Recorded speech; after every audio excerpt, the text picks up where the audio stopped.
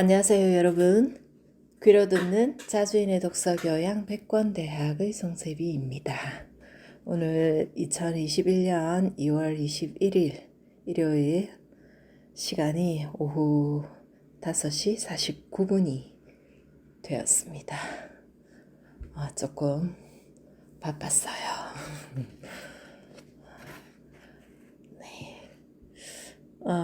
오늘 읽어드릴 부분은 오랜만에 3장의 글을 읽도록 하겠습니다. 85, 86, 87장이 되겠네요. 네. 날씨가 많이 진짜 이제 봄이려나? 아니 다시 한번 춥다고 했던 것 같네요. 그러고 보니까 네. 하지만 오늘은 정말 덥습니다. 네. 그러면 시작하도록 하겠습니다. 네. 자주인의 독서교양 백권대학. 우리의 행복과 우리 민족의 통일 그리고 번성은 우리가 자주적인 교양과 역량을 갖추었을 때만 성취할 수가 있습니다. 백권대학 저자 김갑수. 85장 세상을 설명하는 과학. 소크라테스와 플라톤의 허명. 이 책 세상을 설명하는 과학 스티븐 와인버그 저 2016년 한국어 초판을 소개하는 이유는 엉뚱한 데에 있다. 이 책은 제목처럼 세상을 설명하는 과학에 대해 논의하고 있지만 주로 서양의 과학에 한정되어 있다. 비서양의 과학으로는 3부의 아랍의 과학이 고작 한 개 장으로 논의되고 있을 뿐이다. 이 책은 과학사 저작물이다. 과학의 역사, 즉 역사물이라는 것이다.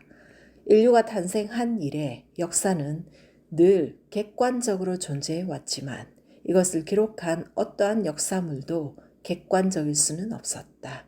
제 아무리 객관적인 기술을 했다고 하더라도 역사물은 그 이전에 논의의 대상을 제한적으로 선정할 수밖에 없기 때문이다. 역사가는 거의 무한하다고 할 정도로 많은 역사적 사실들 중에서 버릴 것은 버리고 일부만을 선택해야 한다. 그런데 취사 선택이야말로 가장 적극적인 평가 행위가 아닌가. 평가는 가치를 판단하는 주관적인 행위이다.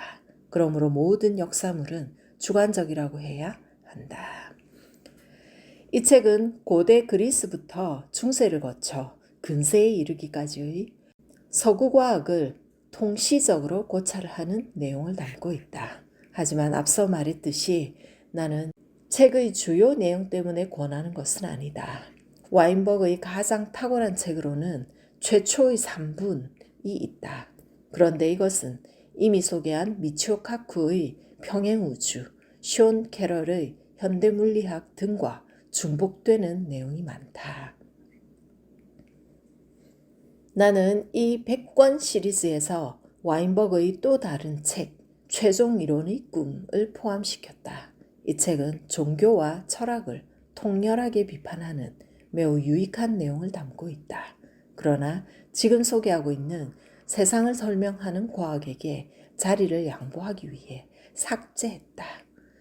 우리가 이 책에서 심각하게 배워야 할 것은 치열하고도 과학적인 비판 정신이다.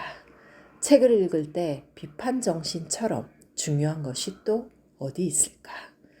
책을 믿을 바에야 책을 버리는 것이 낫다는 말이 있다. 놀랍게도 2400년 전 맹자가 한 말이다. 이 책의 1부와 2부에서는 그리스의 물리학과 천문학을 논의한다. 여기에는 탈레스를 필두로 아낙시만드로스, 아낙시메네스, 헤라클레이토스, 피타고라스, 엠페도클레스까지의 소크라테스 이전의 사람들, 그리고 다시 소크라테스부터 플라톤, 데모크리토스, 파르메니데스, 제논, 아르키메데스, 아리스토텔레스 등이 논의된다. 이들은 그리스에서 시공간으로 아주 먼 이방에 있는 우리 한국인도 한두 번쯤은 들어본 이름들이다. 다시 말해 세계적인 고대 과학자요 철학자들이다. 그러나 이 쟁쟁한 사람들 중에서 저자의 붓 끝에서 살아남는 이는 하나도 없다. 우리가 거인이라고 알고 있는 인물일수록 비판의 날이 더 예리하다. 나는 위에 열거된 사람 중에서 오늘의 세상에 부합되는 주장을 한 사람은 그나마 헤라클레이토스와 데모크리토스 그리고 아리스토텔레스 셋 정도라고 알고 있었는데 저자도 비슷한 관점을 피력한다. 헤라클레이토스는 만물의 근원은 불이라고 했다. 여기서 불은 비유이다. 만물은 불처럼 끊임없이 생성, 소멸한다는 것이다. 다음으로 데모크리토스의 원자로는 오늘의 세상에도 부합된다. 그는 모든 물질이 원자로 이루어졌다는 관점을 피력했다. 그리고 아리스토텔레스의 경우 다양하고 방대한 연구 분야 중 오늘날 세상에 요긴한 것도 적지 않다. 저자가 가장 혹독하게 질책하는 사람은 플라토니스 승격인 파르메니데스와 소크라테스 그리고 플라톤이다. 저자는 파르메니데스의 존재론은 틀린 것이라고 일거에 단정한다. 그리고 소크라테스의 철학은 구름처럼 호황되어서 코믹한 수준이라고 조롱한다. 저자는 서양 철학의 대부처럼 인식되고 있는 플라톤, 서양 철학은 모두 플라토닉 학주라는 말이 있을 정도로는 종교로 가득 차 있는 정치적인 망상가 정도로 치부한다. 플라톤은 자기가 이상적이라고 여기는 국가에 대해 말하면서 신이 존재한다는 것과 인간의 일에 신이 개입한다는 것을 부정하는 자는 누구든지 5년 동안 독방에 감금되고 그동안 회개하지 않으며 사형에 처해야 한다고 주장했다. 모든 물질의 근원으로 두 개의 삼각형을 선택한 플라톤은 말하기를 만약 누군가가 삼각형보다 더 나은 선택을 제안할 수 있다면 나는 그의 비판을 환영할 것이다. 하지만 여기서는 나머지 설명을 모두 생략하기로 한다. 이것은 이유를 설명하기 위해서는 너무 긴 이야기다. 하지만 누군가가 그렇지 않다는 증명을 해낼 수 있다면 우리는 그의 성취를 환영할 것이다. 라고 했다. 이에 대해 저자는 만일 지금 내가 물리학 논문에서 물질에 대한 새로운 이론을 제안하면서 나의 논증을 설명하기에는 너무 길기 때문에 생략한다고 하면서 그 이론이 틀렸다는 것을 증명해 보라고 제안한다면 읽는 사람들이 어떤 반응을 보일지는 쉽게 상상할 수 있다. 라고 통렬하게 비판한다. 저자는 아리스토텔레스에 대해서는 긍, 부정을 3대 7 정도의 지면하례로 비판을 가한다. 그는 코페르니쿠스와 갈릴레이에 대해서는 상대적으로 우호적인 평가를 내리고 있지만 그러면서도 그들이 범한 오류를 찾아서 지적하는 일을 잊지 않았다. 나아가 저자는 유럽에서 가장 위대한 과학자로 추앙받고 있는 뉴턴에 대해서도 제1허점에서 제4허점을 나열하면서 비판을 아끼지 않았다. 저자는 유럽에서 선구적인 근대 석학으로 존경받고 있는 베이컨과 데카르트의 학문에 대해서도 거의 부정하는 수준으로 비판한다. 저자는 현대과학은 과학자들이 세상을 설명하려고 노력하는 과정에서 만들어진 것이지 베이컨이나 데카르트 같은 철학자들이 생각해낸 과학하는 방법을 통해 만들어지지 않았다고 단언한다. 이 과학사 기술이 이렇게 된 데에는 기술 방법상의 이유가 있다. 저자는 첫머리에서 자기는 역사학자들이 가장 위험하게 여기고 피하는 방법을 사용하겠다고 예고했다. 그것은 바로 과거를 현재의 기준으로 판단하는 방법이다. 저자가 이런 방법을 사용하는 것은 과거의 과학과 현대의 과학 개념이 얼마나 다른지를 분명하게 비교함으로써 이것이 얼마나 어렵게 완성되었는지를 보여주기 위함인 것으로 읽힌다. 내가 한국의 박정희, 노무현, 문재인빠와 마르크스 추종자를 안타깝게 보는 이유는 그들에게는 비판력이 결여되어 있기 때문이다. 그들은 대상의 오류와 결함과 단점을 말하는 법이 없다. 이런 부류의 사람들을 가리켜 요즘은 새로 나온 말 팬덤을 쓰는 것 같은데 약간 고전적인 영어로 하면 피타고라스의 추종자들과 같은 컬트가 된다. 역사적 인물의 능력이나 업적 또는 도덕성을 평가할 때에는 당대 시점을 고려해야 한다. 그러나 학문적 사실의 오류나 팩트의 문제는 현재의 기준에서 논의하는 것이 맞고도 유용하다. 그러나 나는 한국의 특산인 정치적 빠들과 마르크스 추종자들에게서 이런 모습을 본 적이 없는 것 같다. 86장 우리 안에 만들어진 동양 혁명도 유럽제가 좋은가. 오늘날 한국인의 많은 관심은 미국과 유럽을 향해 있다. 반면 우리와 비슷한 처지에 있는 제3세계에 대해서는 지나칠 정도로 무심하다. 세계화, 국제화라는 말은 역설적이게도 비세계적이고 비국제적이다. 현실에서는 미국과 유럽의 지배가 끝없이 도전을 받는 중에 많은 지역에서 그들의 지배체제가 붕괴되고 있지만 유독 역사와 문화만은 다양한 민족과 인종의 목소리를 외면한 채 서구 중심적 논리로 재해석되고 있다. 지배자들이 쓴 세계사가 여전히 힘을 발휘하고 있는 가운데 가진 거라고는 서구 학식밖에 없는 지식인들이 이 논리를 유포하고 있기 때문이다. 1. 영국의 명예혁명이라고? 예컨대 한국의 지식인들은 혁명에서도 모양주의에 빠져 있다. 2017년 촛불이 한창일 때 조국 교수는 명예혁명을 만들어내자고 말했다. 명예혁명이라고 하면 영국의 시민혁명을 의식한 용어일 것이다. 일단 모순적인 말이다.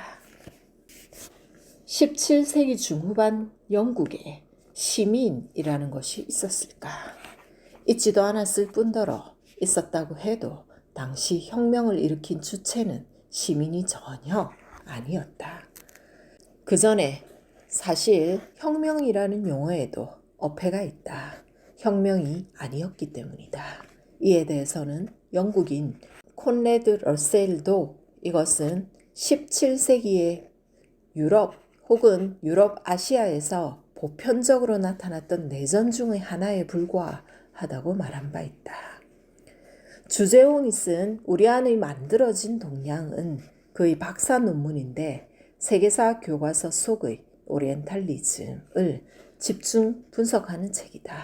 이 책에 의하면 지금은 영국에서도 17세기의 그 사건을 가리켜 명예혁명이니 시민혁명이라는 식의 역사 왜곡을 하지 않는다. 1649년의 영국 사태는 결코 혁명이 될 수 없었다.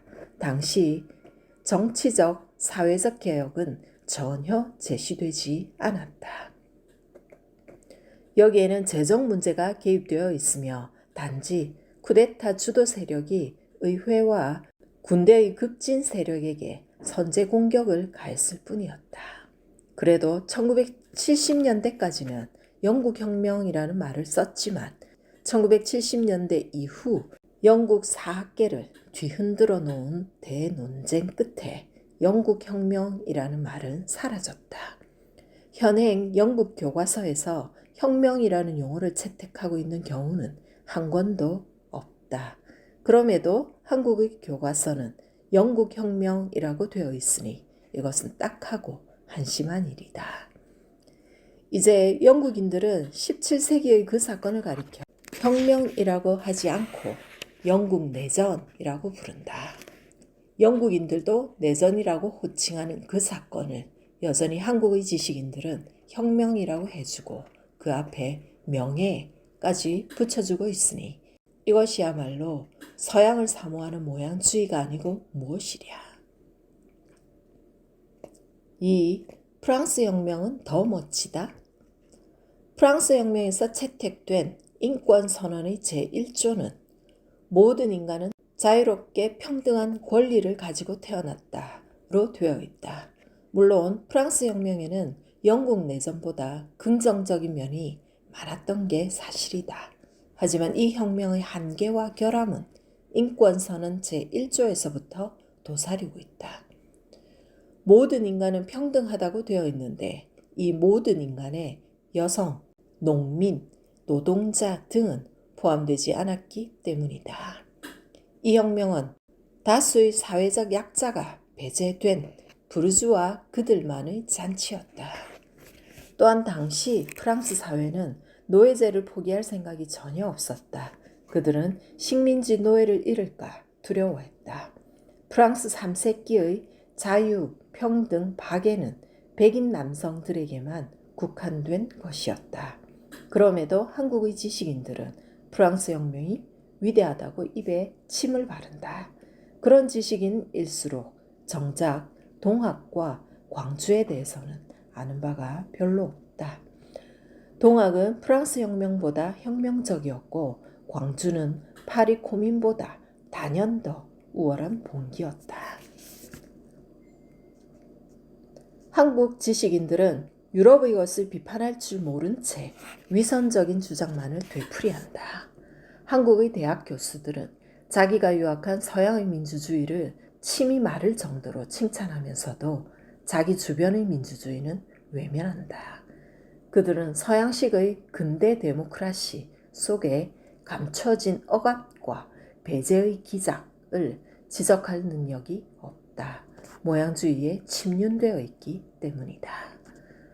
한국의 지식인들은 유럽은 민주라는 기준으로 역사와 문화를 재단한다. 이로 인해 한국의 젊은이들은 근대 국민국가를 형성한 서양식 데모크라시에 환상을 가지게 되었다.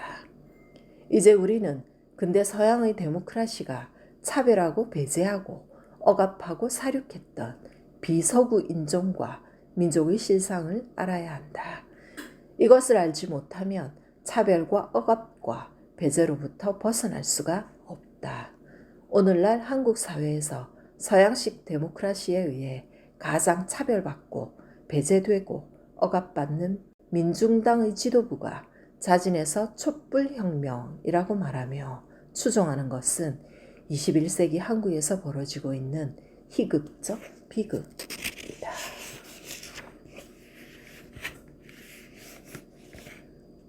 (87장) 검은 아테나. 아테네의 여신은 흑인이었다. 별이 빛나는 창공을 보며 갈 수가 있고 또 가야만 하는 길의 지도를 읽을 수 있던 시대는 얼마나 행복했던가. 그리고 별빛이 그 길을 훤히 밝혀주던 시대는 얼마나 행복했던가. 위에서 가야만 하는 길의 지도를 읽을 수 있던 시대는 그리스 시대를 말한다.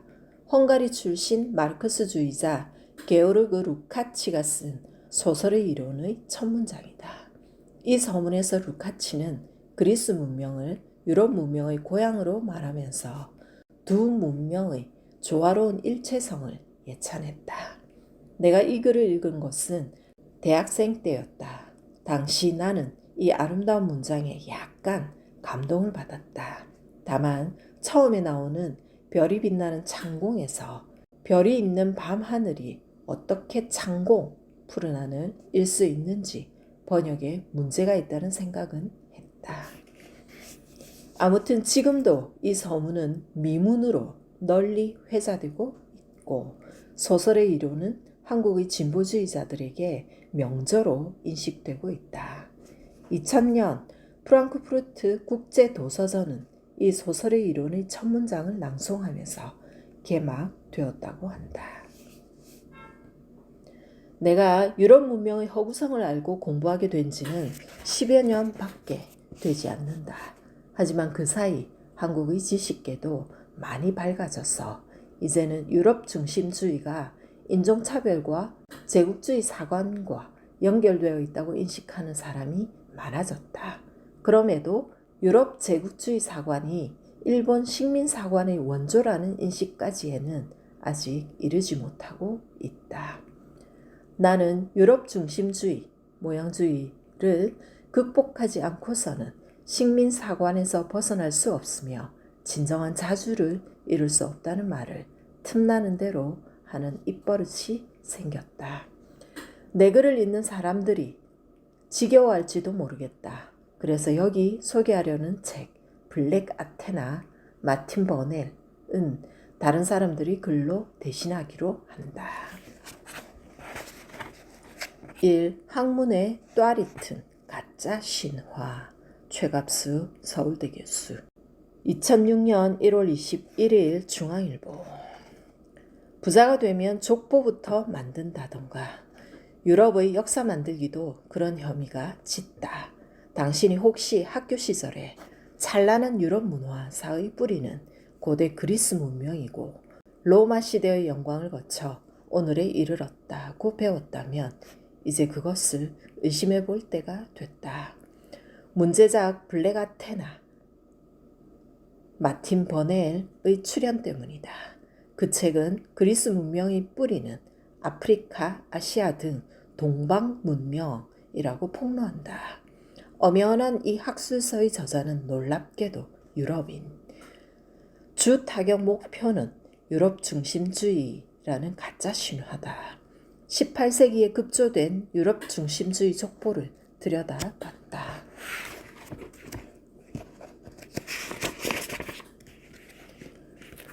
문제가 되는 유럽 중심주의는 민족 중심주의의 한 변형이다. 민족 중심주의란 자신의 민족, 종교, 언어의 정체성을 기준으로 다른 민족이나 문화를 평가하는 것을 말한다. 그것이 동서고금을 불문하고 흔히 벌어지는 타자 길들이기의 방편이다. 문제는 그 중심주의가 서로 간의 차이를 우열의 차원으로까지 끌어올린다는 점이다. 중화주의가 그 대표적인 예다. 하지만 유럽 중심주의는 중화주의와 비교해서도 유례가 없을 정도로 배타적이고 유아 독존적이다. 이렇게 된 데에는 몇 가지 요인이 작용했다. 우선 유럽 중심주의는 19세기 중엽 이후 그들이 전 지구적인 차원에서 패권을 행사했다는 역사적 근거를 갖고 있다. 하지만 흥미롭게도 유럽 중심주의는 제국주의 시기의 한 세기 이전인 18세기 후반에 이미 체계적인 틀을 갖추었다. 인식이 사실에 선행했던 것이다. 17세기 말까지도 유럽의 정체성의 기반은 기독교, 16세기 이후의 이른바 팽창의 시기에 유럽이 타자에게서 발견한 것은 그런 정체성을 반영하는 차이였고 왕왕 우월감을 드러내는 경우에도 오히려 열등감의 표현이기 십상이었다. 18세기 중반 이후 중심주의의 변화가 나타났다. 유럽 서북부는 스스로를 문명으로 인식하고 자신만이 근대성을 이룩하는 진보를 성취했다고 주장하기 시작했다. 여기서 그치지 않고 그러한 우월성을 과거에 투사했다. 스스로 고전 문명의 유일한 상속자로 자처하면서 과거의 주인이 되었다. 아프리카는 역사 없는 족속이고 아시아는 한때 고도의 농경 문명을 가졌지만 이제 정체되었으며 그러기에 진정한 변화를 일으킨 자신만이 역사를 가질 자격이 있다는 것이었다. 정말이지 계몽사상은 진보를 발명했다고 하나 사실은 후진성을 발견한 것이다. 또 문명과 보편주의의 이름 아래 비유럽 세계에 대한 지배를 정당화한 것이다. 더욱이 유럽 중심주의는 인종주의와 결합하여 자본주의 세계 질서에서 통합과 배제의 기능을 수행해왔다. 유럽 중심주의가 비유럽인들에게조차 고질이 된 것은 무엇보다도 그것이 학문이라는 휘광과 무게를 갖고 있기 때문이다. 18세기 말 프랑스 혁명을 전후하여 유럽의 전통적인 대학은 인문학과 사회과학, 심지어 자연과학조차 유럽 중심주의를 거대한 지적 체계로 재생산했다. 전통적으로 통치자의 학문이었던 인문학은 이제 국민적 정체성의 관리자가 되어 역사학은 진정한 변화를 경험한 유럽만을 다루고 유럽 탄생 이전의 과거를 독점하기 위해 고전하기 틀을 잡았다. 역사 없는 족속들은 인류학의 대상이 되었고 동양은 오리엔탈리즘의 포로가 됐다. 학문이 권력 관계의 반영임은 말할 나위도 없거니와 이제 그것들은 유럽의 세계 지배를 정당화하는 체계적 지식을 제공한다. 제2차 세계대전 이후 유럽 중심주의에 대한 반성이 도처에서 나타나기 시작했다. 유럽의 패권이 무너졌으니 당연한 결과라고 하겠다. 하지만 그것이 당장에는 대안적 질서로 이어지지 않고 미국의 패권으로 대체된 것이었다. 유럽 중심주의는 서양 중심주의라는 더 정교한 체계로 바뀐 것이다. 마침 번역 출간된 마틴 버넬의 블랙 아테나나 프랑크의 리오리엔트 또는 조셉 폰타나의 거울에 비친 유럽은 유럽 중심주의를 넘어서려는 값진 시도라 할 수 있다. 하지만 유럽 중심주의는 아직도 굳건하며 구미의 세계 지배를 뒷받침하고 있다. 학문은 축적된 지식 체계로서 문서 창고이자 도서관이어서 기후의 변화처럼 현실의 변화를 직접적으로 반영하지 않는다. 권력 관계의 변화만으로 유럽 중심주의가 바뀌지 않는 까닭이 여기에 있다. 하지만 이제 적지 않은 비서양권의 나라들이 지식의 체계적인 축적을 가능케 할 수 있는 학문적 기반을 마련하고 있고 예컨대 인도의 역사학은 이제 대안적인 역사상을 만들어내는 데 성공했다고 평가할 수 있을 정도다. 우리의 경우는 다소 복잡하다. 이는 우리가 단순히 제3세계로 치부되기 어려운 성취를 이룩했기 때문이다. 우리는 물론 제국주의 지배를 당했고 유럽 중심주의의 아류인 식민사관, 정치사관, 타율사관의 폐해를 경험하기도 했다. 하지만 그것에 대항하기 위해 우리의 사학계가 절치부심하여 제시한 자본주의 맹아론이 유럽 중심주의의 논리를 재생산하였으니 그것의 극복이 얼마나 어려운 것인지 절감하지 않을 수 없다. 더욱이 최근에는 식민사관이 우리의 경제성장의 현실을 외면할 수 없어 식민지 근대화론으로 탈바꿈하고 있다. 과연 현실의 변화만으로 학문적 패러다임이 변하지 않음을 보여준다. 더욱이 우리의 성취가 유럽 중심주의에 대한 자각과 반성을 무디게 하고 있어 예컨대 오리엔탈리즘을 동남아인들에 대해 역투사하고 있는 것이다. 유일한 극복의 방법은 독자적이고 자생적인 학문 재생산의 구조를 마련하는 것이다. 유럽이 밟아온 길 이외에 다른 길이 있음을 구성해내는 일. 이것이 유럽 중심주의를 넘어설 수 있는 유일한 대안이다. 내 인생의 책 블랙 아테나 임지연 서강대 교수 2016년 10월 2일 경향신문.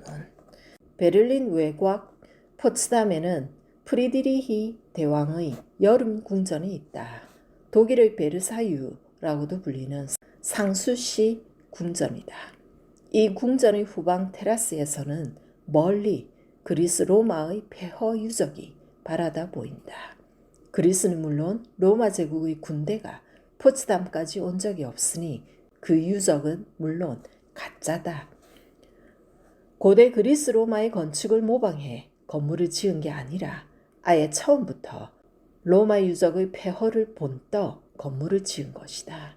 내가 궁금한 것은 그 가짜 폐허의 건축 양식이 아니라 멀쩡한 건물 대신 가짜 폐허를 만든 프리드리히 대왕의 심리 상태이다. 마틴 버넬의 블랙 아테나는 비싼 돈을 들여 가짜 폐허를 만든 프리드리히 대왕의 심리 상태를 엿보게 해주는 책이다. 유럽 문명의 원류라고 간주되는 그리스 로마의 역사와 어떻게든 맞닿아 보려는 프로이센의 서양 컴플렉스가 그 가짜 소동의 밑바닥에 있다. 전후 독일의 아데나워 총리가 엘베강을 건너며 프로이센 지역으로 들어갈 때마다 바뀌는 풍경을 보고는 이 아시아라고 탄식했다는 일화는 비록 가짜일지라도 그리스 로마의 폐허를 만들어야겠다는 프리드리히 대왕의 콤플렉스가 어디에서 비롯되었는가를 잘 말해준다. 그런데 만약 서양 문명의 원료인 그리스가 이집트와 페니키아, 셈족의 영향 아래 형성된 문명이라면 프리드리히 대왕의 컴플렉스는 어떻게 이해해야 할까? 블랙 아테나는 고대 그리스 문명을 유럽사의 내러티브에서 구출해 아프리카와 중동, 소아시아의 역사적 흔적을 복원함으로써 더 이상 가짜 폐허를 만들 필요가 없다고 다이르는 책이다. 3. 그리스 문명에 대한 환상. 강철구 이화여대 교수 2017년 11월 21일 프레시안. 마틴 버넬이 쓴 블랙 아테나는 제목부터가 좀 묘한 느낌을 준다. 아테나 여신은 아테네시의 수호신이므로 백인의 용모를 가진 것으로 생각될 법한데 마치 흑인인 것처럼 암시하고 있기 때문이다. 그런데 원래는 아테나 여신이 이집트 북부의 사이스라는 도시에서 숭배했던 네이트 신으로서 그 신격이 옮겨온 것이라고 하니 아주 엉뚱한 이야기는 아니다. 제목에서 짐작할 수 있듯이 이 책은 고대 그리스 문명이 독자적으로 발전했다고 하는 서양 학자들의 전통적인 주장을 반박한다. 그리스가 기원전 3000년 이후 한때는 이집트의 식민지가 되기도 하는 등 여러 차례 침략을 받았고 그러면서 언어와 제도 등에서 큰 영향을 받았다는 것이다. 또 페니키아인들로부터도 상당한 영향을 받았다고 주장한다. 이런 주장은 그리스 문명의 자생적인 발전을 주장하는 기존 학설에 도전하는 것이지만 더 중요한 의미를 갖는 것은 그것이 근대 헬레니즘을 비판하고 있기 때문이다. 고대 그리스인들은 오리엔트의 영향을 인정했고 그런 사실이 18세기까지도 받아들여져 왔는데 19세기의 유럽인들이 그것을 부인하기 시작했다는 것이다. 19세기는 인종주의가 한창 세력을 떨칠 때이므로 그 세계관에 맞추어 그리스 문명이 열등한 햄계나 셈계 인종에 속하는 이집트나 페네키아인의 영향을 받지 않은 것처럼 꾸몄다는 것이다. 그리스 문명을 아리아족의 순수한 토착 백인 문명으로 포장하기 위해서라는 것이다. 이 책은 이렇게 그리스 문명의 성격과 관련해 매우 민감한 문제를 건드리고 있으므로 논란이 클 수밖에 없었다. 환영하는 사람도 많지만 그리스 문명의 순수성을 믿는 사람들에게는 참을 수 없는 일이었다. 그래서 버넬에 대한 인신공격은 물론이고 이것을 문화 전쟁으로까지 확대 해석하여 거칠게 비판하는 사람들도 있다. 물론 이 책이 아주 문제가 없는 것은 아니다. 버넬의 주장들이 고고학적 증거보다 신화나 언어학에 많이 의존하고 있으므로 신뢰성이 좀 떨어지기 때문이다. 그래서 연구가 더 진행될 필요는 있다. 그럼에도 이 책은 매우 중요한 가치를 갖고 있다. 그리스를 연구한 19세기 서양 학자들의 인종주의적 편견을 적나라하게 폭로하고 있기 때문이다. 그들이 그리스 문화를 과대평가하고 고대의 동부, 지중해 지역의 역사에서 그리스사가 특권적인 지위를 차지하도록 만든 배경에 인종주의가 숨어 있다는 것이다. 그런 태도에 근본적인 의문을 제기한 것이다. 나아가 이 책은 사람들이 고대 동부 지중해 지역에서의 폭넓은 문화 교류에 눈을 돌리게 하는 데에도 기여했다. 반드시 이집트에서 그리스로의 일방적인 영향이 아니라 하더라도 인접한 지역 사이에서의 문화적 교류를 부인하는 것은 자연스럽지 않은 일이기 때문이다. 그런 면에서 이 책은 헬레니즘 이데올로기의 독성에 대한 해독제로서 중요한 역할을 하고 있다. 일부 발췌 그림 4. 맺은 말 블랙 아테나의 저자 마틴 버넬은 최종적으로 코넬 대학 교수를 역임했고 2013년 타계했다. 젊어서 영국에서 중국 현대사를 강의한 그는 열렬한 마오쩌둥 지지자였다. 그는 한국과 베트남 등을 문화의 힘이 큰 나라로 인식했다. 중년이 넘어 그의 관심은 중동으로 옮겨갔다. 블랙 아테나 한국어 번역본은 1, 2권 합쳐 1800쪽에 달하는 저작이다. 블랙 아테나의 반본 마틴 버넬이 비평가들에게 답하다가 1917년 11월 한국에서 출간되었다. 이 방대한 저작물의 핵심 주제를 세 가지로 압축하여 제시한다. 1. 그리스 문명은 이집트와 페니키아 문명이 아니고서는 성립될 수 없었다. 2. 그리스 문명은 근대 유럽인들에 의해 유럽 문명의 고향으로 왜곡, 조작되었다. 3. 그리스 문명의 조작은 유럽인의 인종차별과 제국주의 사관으로 직결되었다.